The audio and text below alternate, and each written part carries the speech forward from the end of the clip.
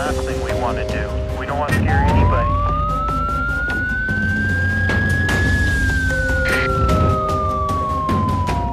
दो कम सिन बहनों से ज्यादती का मामला, DPO वहॉड़ी मोहम्मद तारिक अजीज का वाकया का सख्त नोटिस। मुतासरा बच्चियों और वालिदैन से अपने दफ्तर में मुलाकात, SHO को फौरी मुलजमान गिरफ्तार करने की हिदायत। थाना शेख फाजल के इलाका 417 EB में 1 अप्रैल को रक्षा ड्राइवर की 2 बेटियों को जबरदस्ती अगवा करके ज्यादती का निशाना बनाया गया था। वालिद मोहम्मद सलीम की दरखास्त पर मुकदमा नंबर 153/22 से जेर दफा 376 दर्ज कर लिया गया है। मुकदमे में कानून और इंसाफ के तकाजे पूरे किए जाएंगे। मुलजमान को फौरी गिरफ्तार किया जाएगा। DPO वहॉड़ी मोहम्मद तारिक अजीज। इस मौके पर मुद्दई मोहम्मद सलीम ने कहा कि DPO वहॉड़ी मोहम्मद तारिक अजीज से मुलाकात में उम्मीद की किरण नजर आई है और हम मुतमिन हैं। DPO साहब के अहकामात की रोशनी में इंशाल्लाह जल्द मुलजमान गिरफ्तार हो जाएंगे और वो कैफर करदार को पहुंचेंगे।